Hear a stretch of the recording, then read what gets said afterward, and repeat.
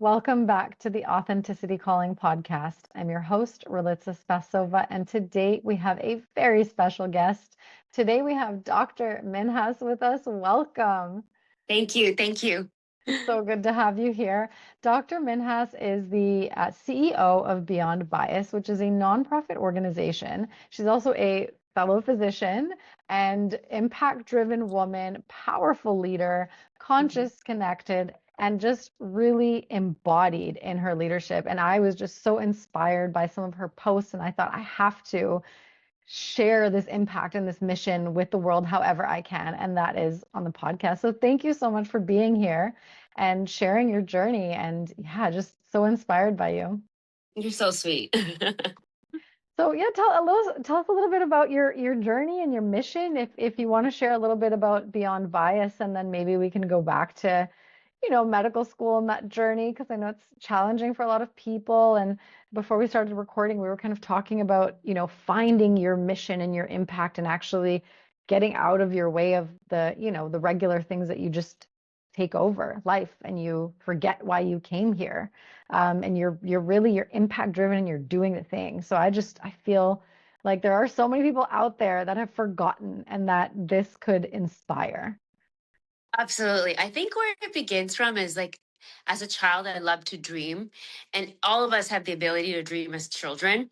And as children, we dream so much about even things that don't exist, fairies and Barbies and whatever. And so when we grow up, we just get so consumed in what's in front of us, what's close as our nose, and we forget to dream. So when I was a little girl, I dreamt of being this doctor. I remember watching this doctor on Oprah Winfrey go to Africa and help women.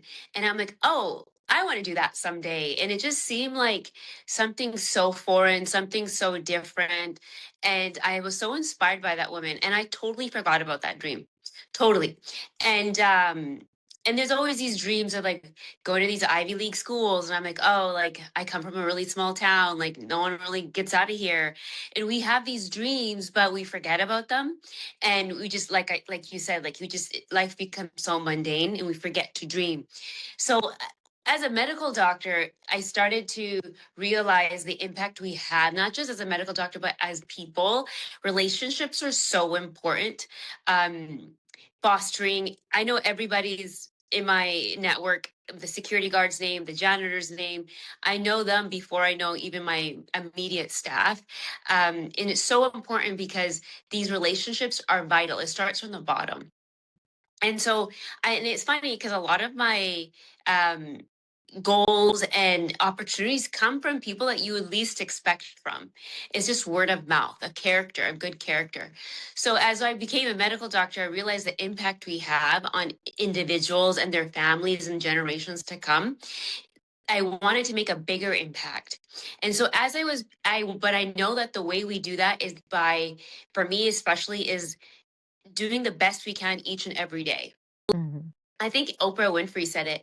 Uh, we don't, we remember the people that are giving the extra sauce, and remember the people that are opening the door, and you know when someone goes the extra mile. So I do that with my patients. I look at them as people and family members. And it was interesting because one day I decided to see a patient, and it was during COVID, and no one wanted to see this patient because they're really high risk. They're afraid of getting COVID, but I decided to as a resident. Mm. And I became so close with her. It was her husband that took me to Africa with him for the first time. They were missionaries. Wow. Yeah, so I took care of him, his wife, um, and we went to Africa for the first time. And then it was that dream I had as a kid that came to me when I landed in Africa. Oh, I wanted to do this. I got full body chills, the Yeah. truth chills. It's like when someone talks about their spiritual divine mission and purpose. Oh, that's so beautiful. Yes, it's definitely that. I definitely feel like God, universe, whatever you believe in, creates. You have these dreams as a child that put in your heart, and you're meant to do something here. You weren't created on mistake. So you dream and you have faith in your dream, and then you might forget, but they will come back. Exactly. I love that. I think that's what connected us because I'm very driven by passion. And so I've created, the course and the offering, the coaching, all of the programs that I have are based on this P3 alchemy, which when we live with passion, we're shown, it's like we remember. It's exactly what you're sharing. And when we walk on that path of alignment, all the things start to come back and show themselves and opportunities come. Mm. Like you shared, like there's this person that no one else wants to see, but there's something in you, that open-heartedness to just say yes. And Yes. even though it's scary, and even though you might get it wrong, and even though you might not know what to do, it's trusting that pull. That's why it's the authenticity calling, because it's like it calls to you and you say yes, and it's just so juicy. It's so like Yeah. that extra sauce. I love that from Oprah. I'm gonna have to find that episode and and watch it. Oh man, I love that so much. So, I mean, was it something that's obviously, the mission now and the way that it created itself? Do you want to share a little bit more about the mission, just in case someone's listening and they're inspired to contribute somehow? Yeah. So it was interesting because even the way I practice medicine, I practice we treat patients, not their symptoms. So look at patients holistically, look at if they're what gender they are, what ethnic background they are, what their environment is. And because one medicine doesn't fit everyone, it's ridiculous. Mm-hmm. So we have to treat patients and not their symptoms. And the way this is how Beyond Bias came about. Beyond Bias is beyond the biased. And the way I've written is very unique. It's the two words together because I wanted to be unique, and people to ask me about that name. So these kids that we foster, they come from villages, and in Nigeria the transportation to the village to the city is non-existing. So these kids who want to go to school, they have to be in they have to be in the city, and if you want to go to school, you have to go to a really good school that will take you to college. Mm-hmm. So we give these kids who just had a dream to be an engineer, go to school, and their parents, they've lost their parents. There's a lot of war in Nigeria, and we bring them and we foster them into a home. We're building a house right now. We're going to Wow. have women running that house, and so we realized for really quickly that it's just not the tuition that we're paying. We have to pay for their food. We have to pay for their schooling, their education, their health, their mental health, the ability to tutor. So it's a holistic approach. So once we have the core base, then these students can excel in school. Mm-hmm. So, and we've seen that our program is working. A lot of the times in Nigeria, kids don't go to school because of transportation or sickness. We just recently launched a period campaign where there's a big taboo behind having your menses, and women would lose 10 days of school per month. So now we've taught them that it's not something to be embarrassed about. It's a physiological process.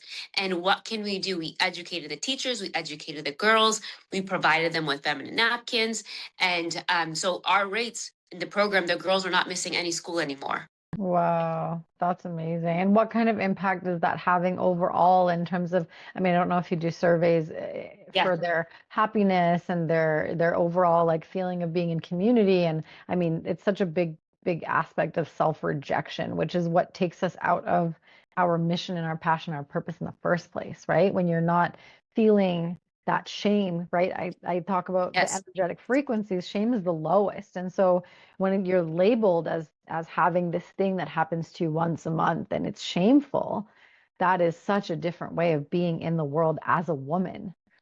Absolutely.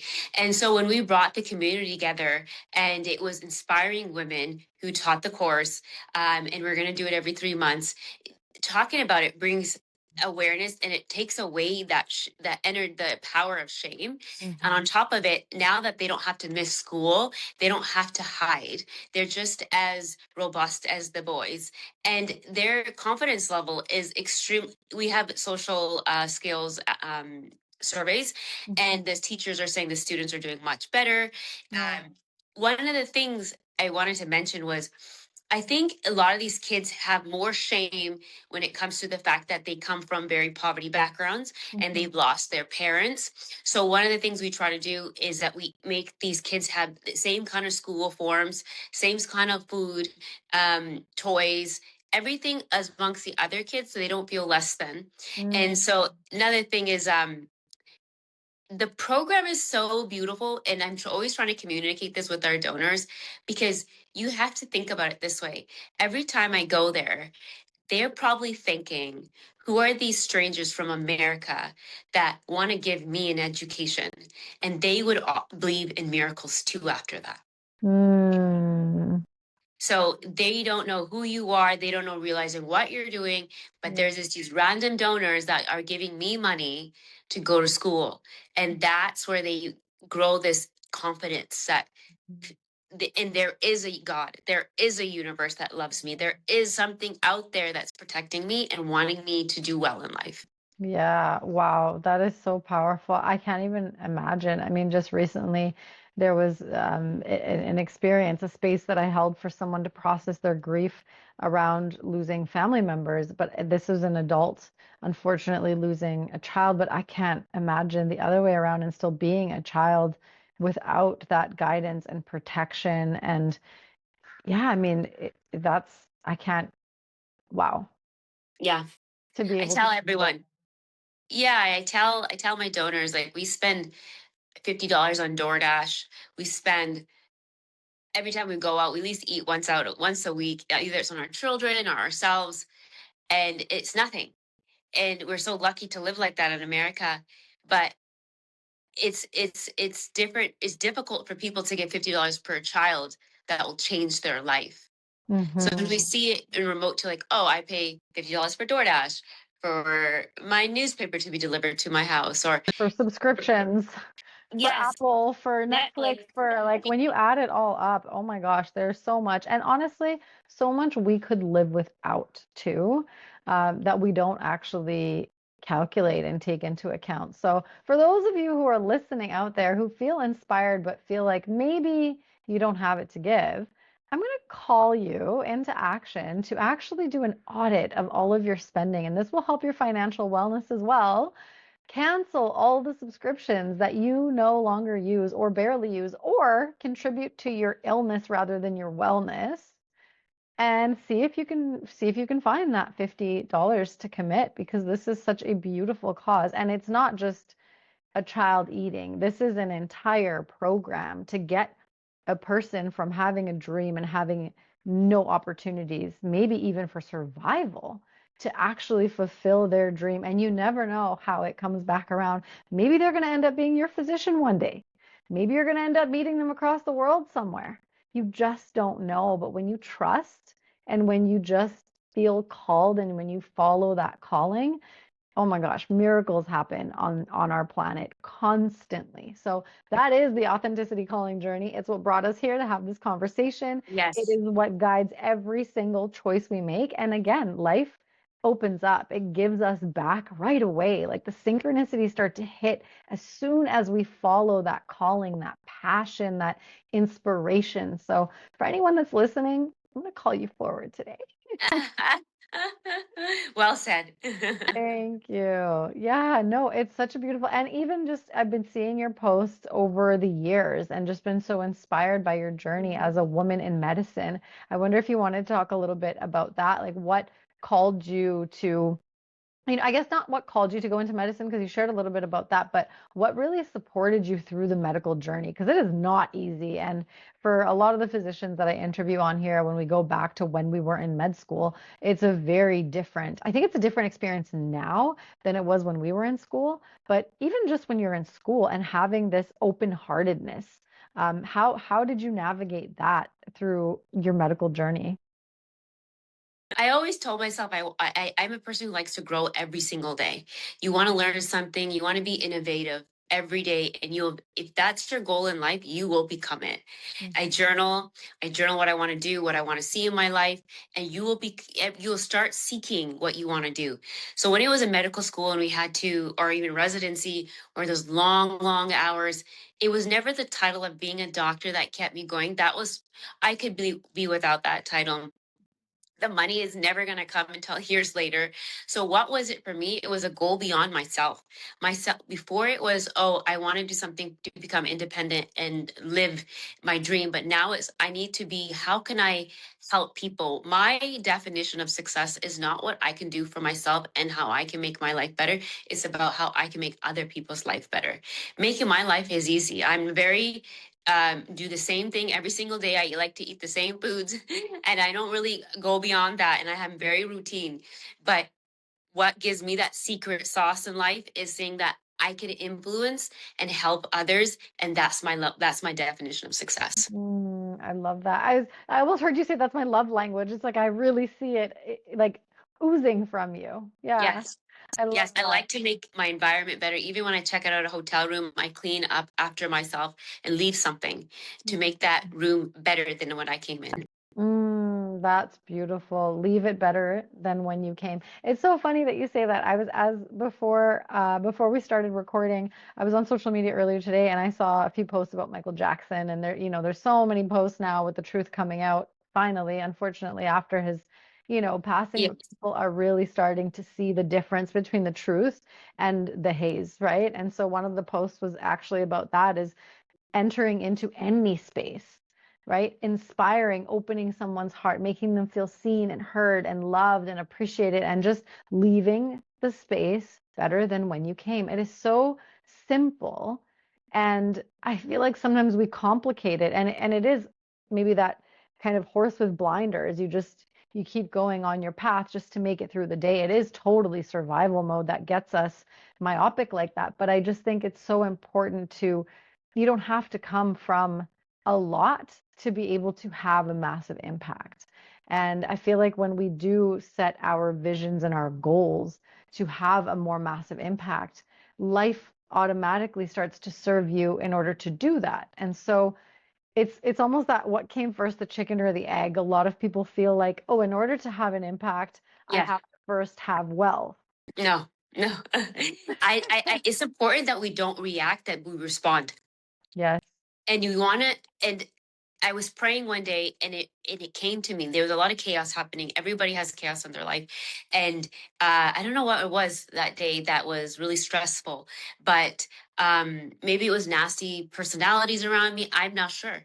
But we are all in a workspace that we sometimes don't like being in, or in an environment where we don't like someone, or they're mean to us, or whatever it is. We always face that hate. And I remember God said to me, just focus on planting the seed, sowing the seed.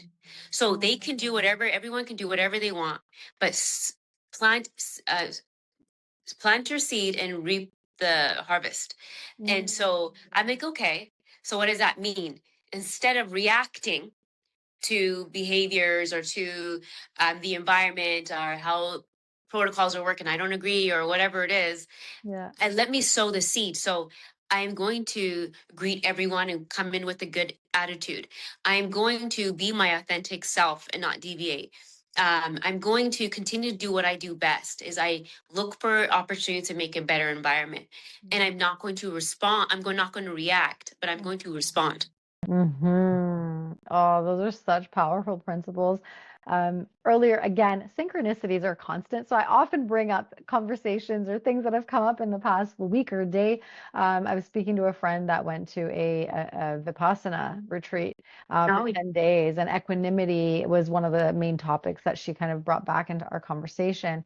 And that power of response rather than react, right? Being able to slow down and actually allow that energy to move. The somatic work that I do with clients as well, it teaches that ability to actually feel into and yeah. allow energy to move instead of taking over and, you know, moving from the ego of reactiveness. Yeah. But it's so important. And I'm curious, where did you learn all of these principles? Were you raised by very conscious parents? Was it your society? I hear you mention God a lot. I'm just, Yeah. yeah, yeah. I think it's definitely faith. Since I was a little girl, I've always heard God whisper to me, like, keep going, do this, do that, be good. And a lot of my parents are very, very ethical people. They love to do the right thing. And they always told us, just do the right thing and you'll be okay. And you better be authentic.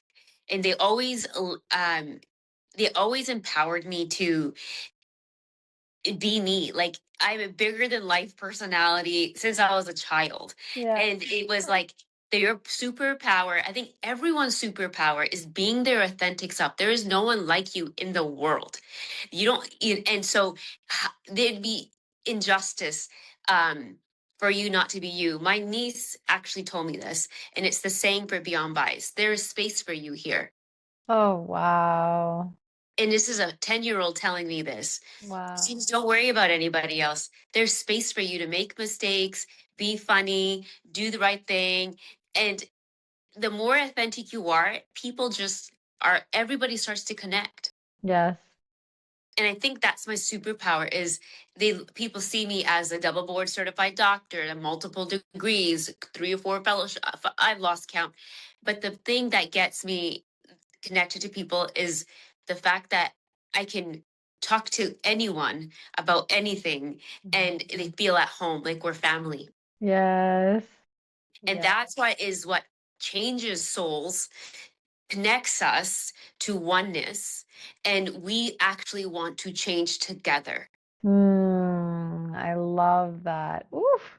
Yep. Really, really powerful movement that's been moving through me is synarchy, like this collective, co-creative, leadership to be able to actually go from these hierarchical sort of environments and Yes. relationships and relating in business even and in organizations and in structures, and to really be able to elevate, as you said, bottom down, bottom up, top down, but really flatten that hierarchy and be able to really see everyone in their leadership and uplift every single Absolutely. individual because every single one of us, as you say, has a gift. There's a picture by Autumn Sky, and she has every person holding their own thread around a circle, and together all of those threads they weave a beautiful blanket, Mm, right? And that is the tapestry of our humanity, right? And so if we don't, I often use that analogy, if we're not our own thread, if we're trying to be someone else's thread, we're going to have these huge gaps in our tapestry, and that's kind of what we're coming out of, right? yes. Being told, be a good girl, be a nice Yes. boy, like shut down your needs, you Yeah. do the right thing. And it's like, what Mhm. does that, and coming out of that, people have created so many masks. And even in medicine, like coming out and being able to have these authentic conversations, there's the masking to not be, too blunt because the system is very different from a lot of our conscious, Yes. vision of what wellness looks like in a system of synarchy, right? Yeah. There's so much that now it's coming. I mean, everything's coming out now with the elites and like just politics and even with AI and Yeah. our environment and just there's just so much that I feel like the hyperstimulation that people are feeling and that almost learned helplessness. I Mm, feel like it's so important to be able to just connect on this level. And that was part of the mission of the Authenticity Calling podcast is really just to show I saw someone on social media. I was inspired to reach out. I said, I'd love to have a yes. conversation with you on the podcast. And it is Yes. literally that easy. Yes. And look It at is. everything we're co-creating. Yes. It's interesting because when I met my partner, I was at a point in my life that I knew that God loved me. Yeah.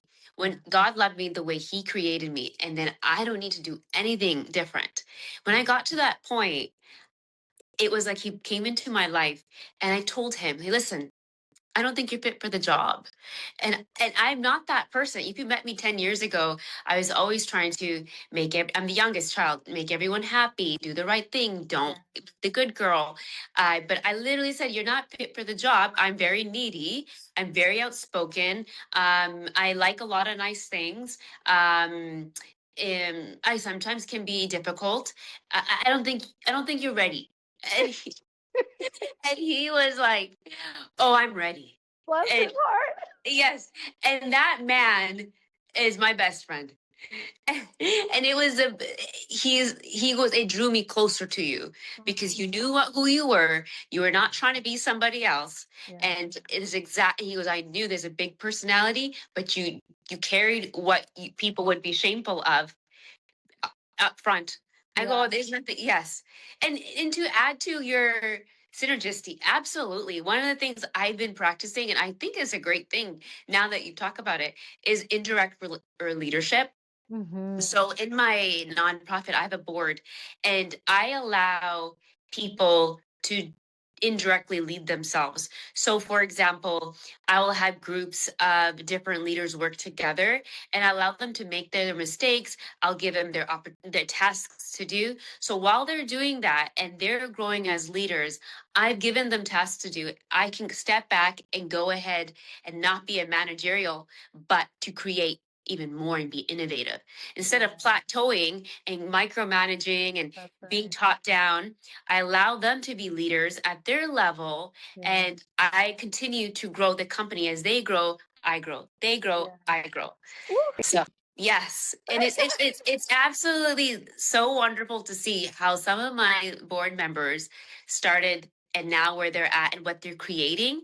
And the period campaign was completely led by the board, a couple of girls, and they were just thrilled with what came about. Wow, that's so, so inspiring. And it's so amazing that you've been able to do this in your own organization because it's yours, right? And when you create it that way and you're such a conscious human being coming into it and it is an inspired creation, I feel like it's easier than if you're in, let's say, a corporate structure Yes. and there are already, like leadership styles and just certain systems in place that are constricting and confining. But I almost want to break that illusion that it can't happen in other one leader at a time, one CEO at a time that says, you know what, we're gonna Yes. start to do things differently from today moving forward. And it's not going to be perfect. And I love this, what you shared of allowing people to make mistakes and learn and grow, right? That there is no failure There's almost. no other way. Reading Yeah. between the lines, it's like there is no failure, there's Yeah. only learning and growth, right? Yeah. Fail forward.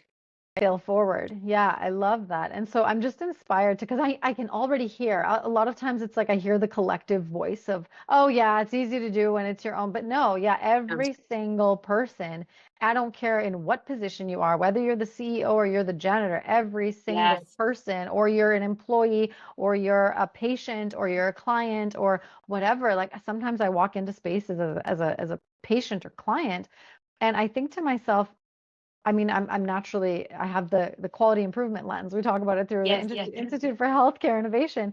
But sometimes I have these ideas that like, oh, this could be so much better as a patient. Yes.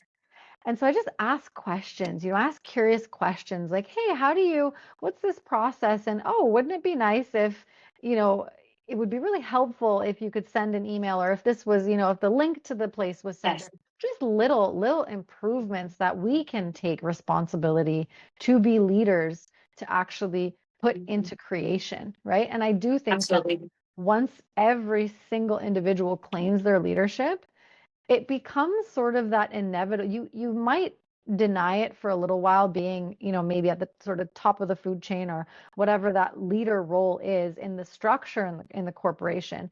But I think if every person was to take that initiative, the leader would see that actually, like you said, without having to micromanage, they're able to fall back a little bit and they're able to just trust what's going on, and it will become so much more optimized Yes. without that top-down Yeah. approach naturally, because Mhm. everyone is moving from that pulse of nature, from that God-driven, like optimal way of all of us functioning together. So yeah, it's so empowering to hear. And again, even just creating the foundation from a memory of a dream that you had Yeah. as a child. Like, what a Yes. gift.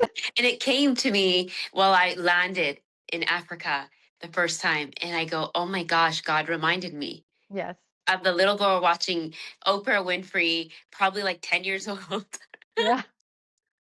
and was seeing this doctor. I'm like, I'm that doctor. Yes, I love that. All right, so here's a call to action from everyone that's listening. I would like to invite you to take out a piece of paper. If you have a journal, that's amazing. If you don't have a journal, it's not an excuse. You're watching this on some kind of device. Pull out the notepad, whatever it is that you have. And in fact, it would be great to have you drop it in the comments. Starting to try to get better at engaging audiences to do things together. We are a collective community. If you're here listening, I would love for you to share, what is that dream? What is that vision you had as a child? Or what is coming up for you now that's calling you into your leadership so that you do move more authentically in the world, so that you do take that inspired, surrendered, aligned action when it starts to bubble inside of you, when that juiciness starts to Mhm. go, you just allow it to flow. What is that thing that you can do today to actually take action on it, not just think about it, not just journal on it? What is your calling? What is that thing, that passion, that impact you're meant to have? And again, not allowing the vision, because when we're visionaries, we Mhm. tend to collapse timelines and then it becomes too overwhelming and then we Yes. just never start. Yes. But what is that one thing you can do today to set that momentum in motion? And I promise you, as soon as you do it, you will start to see synchronicities Yes. everywhere. Absolutely, absolutely. Yeah, I journal every day. Um, and I repeat the same things when I want. And it's so interesting because that's so funny you say this, because I literally wrote like 4 weeks ago, I have my journal on my phone and I go, oh, I really want to be on a podcast. And I haven't done that in a while. And I literally got a message from you and my partner, he was like, what, you should just message you out of nowhere? I was like, yeah. So Yep, I was I like, can do oh, that. yeah. And that's like, that's amazing. I was like, I know, and I know it from medical school. And he was like, how do you know people from 10 years ago? Because all about the relationships Yes, and yes, openness. absolutely. Absolutely. Oh my goodness. It's so funny. How was your experience in medical school? What was your like, yeah, your memory, your best memory of it? Best memory? Or Oh, worst? Whatever comes up. the way I remember medical school, it was hard. It was not easy. Yeah. And I always had to study all the time. And I think the core and people often hear that it's not fun, right? But again, it goes back to repeating, repetition, consistency, and just being and boring. It's not bad. Yes. Having a boring, quote, boring life of doing something that fulfills you to your goals, that's not boring in my eyes. Yeah. That is strong, that is empowering, that is moving your life forward Yeah. and learning. So it might not be fun, but I remember like consistency, persistency, Yeah. and the ultimate goal was to improve people's lives. Yeah. But I knew that was my ultimate goal. I knew that, and this was it for me, is an opportunity. I wasn't going to waste it. It was Yes. definitely difficult, but it was, and there's good times to everything, and there's bad times. Sometimes you're in a rotation that you don't like, and sometimes you're in a rotation that you do like. But that's life. You take the good with the good with the bad, and bad with the good. Yeah. It's always been like that. That builds character. Yes, yes, yes, yes. I love that. So after I graduated, I actually went back to teach. I don't know if you know this, but Yeah, I went I back do. to I know. teach, and it was so fun because I saw medicine from a different perspective when I was teaching. And it was so funny because even when it was the so it was 2 years of theory, and then we went to the States and did our 2 years of Yes. clinical practice. Yeah. But those 2 years of theory, after the end of that, I even asked one of our teachers, said, I want to stay here and teach so that I Mhm. can learn it better, because I knew that's how I learned. Yeah. And he was like, no, you need to go and graduate, because if you stay, you're going to end up staying and never end up doing the thing.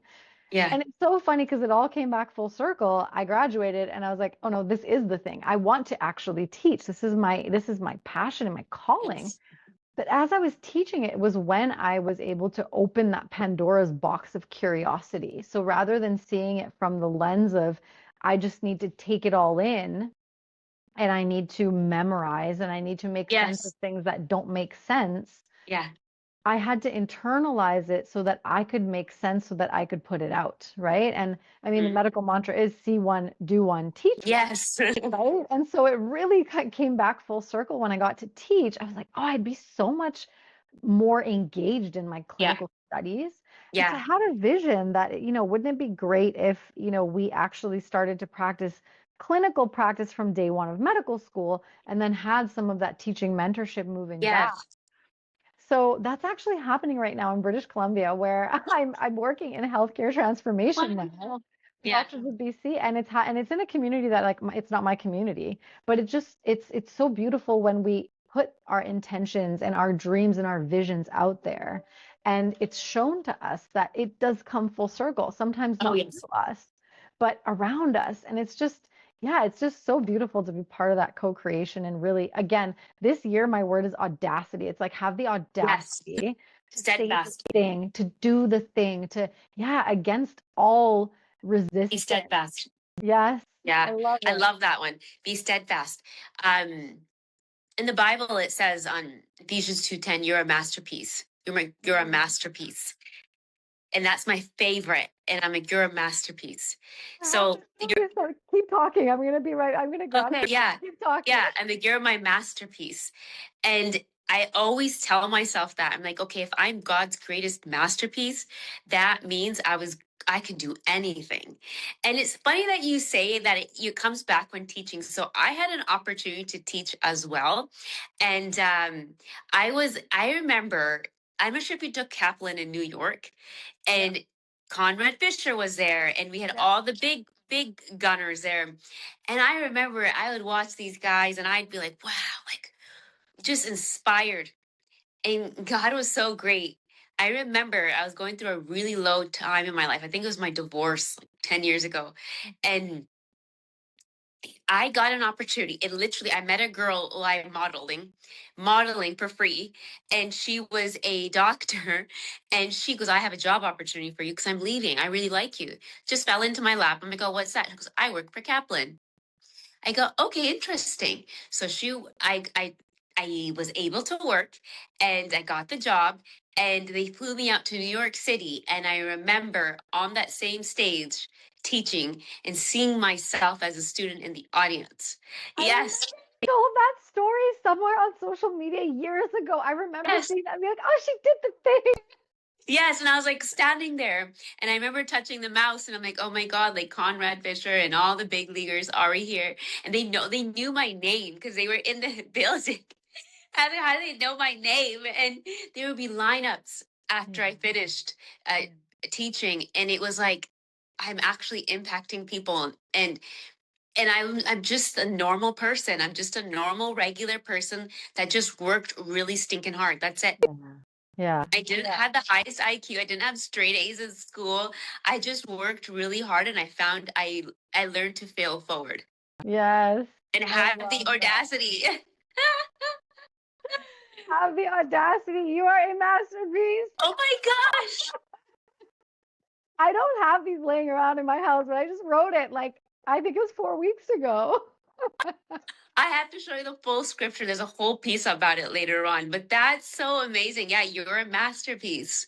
Yeah, I I love love that. that for women. Like you're a Yeah. masterpiece. Don't forget that. You are the whole masterpiece. You're not a piece of the master. You are the No, whole you're my masterpiece. masterpiece. Yes. Yeah. I love that.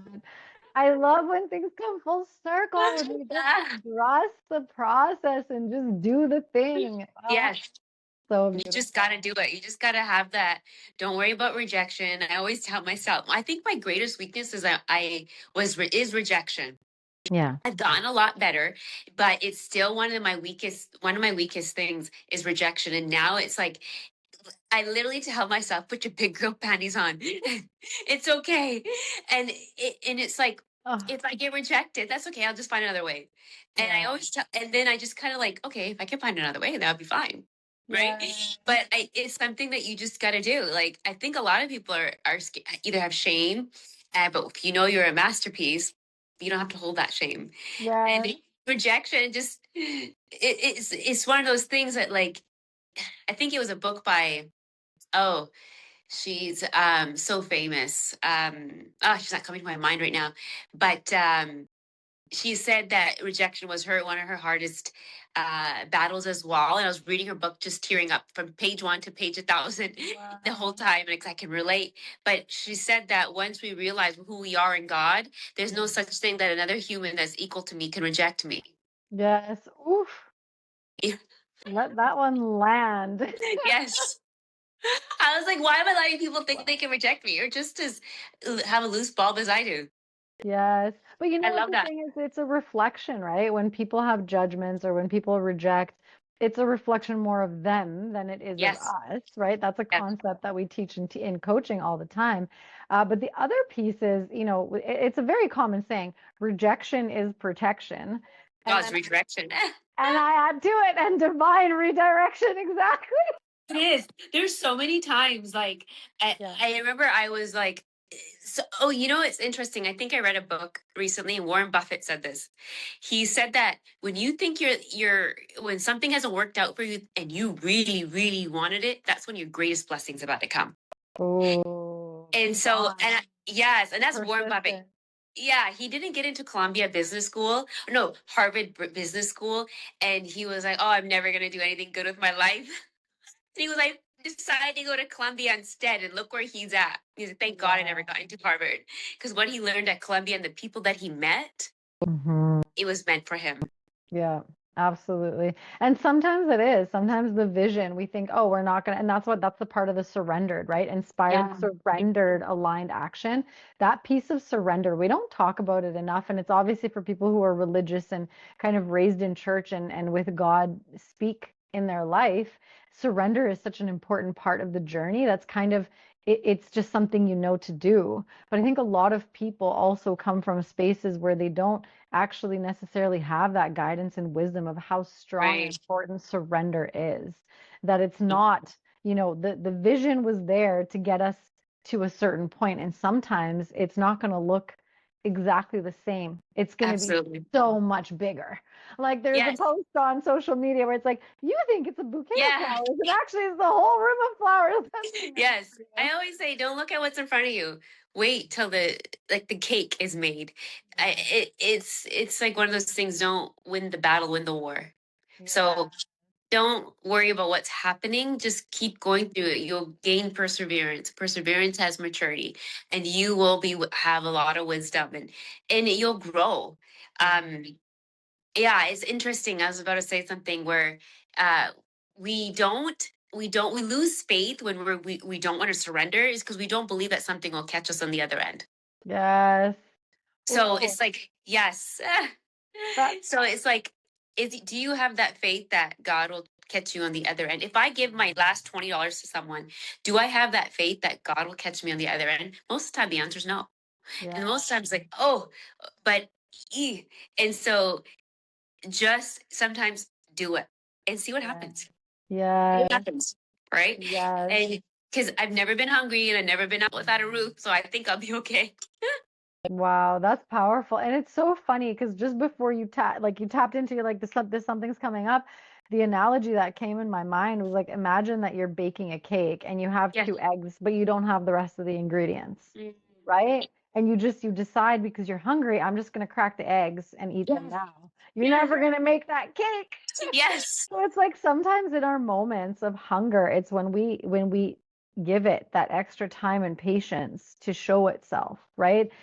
Hold steadfast, hold off, just wait, just be patient and allow the other ingredients to come so that you can actually it's like create that cake that will feed everyone, right? Rather than those two eggs that will only Yes. feed you. I think that comes with a lot of like how the world is right now. Everything's at our fingertips. Yeah. And so it's interesting because when everything's at your fingertips, you don't want to be patient. And what I tell a lot of my members of my company is we don't do things like that. We wait 3 months for Wow. change. That's a Yeah. lot of time, Yeah. right? But we will change as a group. We will have casualties. But we will see the outcome in 3 months. Mm. Habits take 21 days. How do you think a change in a company is going to take? Yeah. Versus a long time, right? So, Yeah. but there's going to be a lot of things along the way that we will have to endure. But I don't expect something to change in 2 weeks. I don't Yeah. expect my body to change in 2 weeks. Right? We can't. And Yeah. that is there is an unrealistic sort of expectation Yes. that things will, that sort of automatic gratification. It's true. It's So enticing. such a pattern. Yeah. And not to judge it, but it is such a pattern. And that's Yeah. also why they actually did a study, and they said that time is speeding up, and it's because of Mhm. our expectation. We live in a consent reality. So if we're all speeding and hurrying, time will speed up. But if we learn to actually slow down, my son and I play this game in the car all the time. Like, all right, let's slow down time.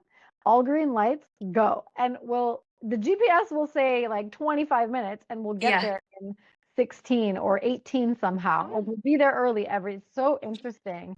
So it's like you can play these Oh, games with your wow. world, with the natural rules of, and there's a massive entrapment that we were taught in a very logical, linear space.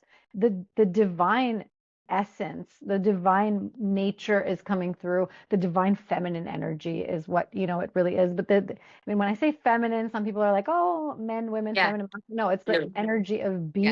being Yeah. versus the energy of doing, right? The energy of the unknown and Mm. trusting the unknown, and the energy of creation, and yeah, just that juiciness, that flow, that life force Yep. energy is so powerful. So I hate to end this conversation because I feel like we could talk forever, but I'm so grateful. Thank you, Dr. Minhas, for sharing your gift with the world, for Oh, following your passion and your calling, and creating, so many impacts in your life, but this foundation. And so if someone wants to contribute to Beyond Bias, how can they find you, or how can they find the website? yeah. You can go on our website on beyondbias.org, or you can go on our Instagram at Beyond Bias Foundation and Facebook. And we have our links there, and you just donate. Awesome. Awesome. Yes. Thank you so much. Thank you for being here. I think there has to be a second podcast at some point Yes. when it feels inspired, but I'm Yes. so grateful for your time today, and your passion and your energy, and yeah, such a blessing in the world. Thank you. Thank you. Absolutely. Anytime. Have a beautiful day, Liz. You too. Take care.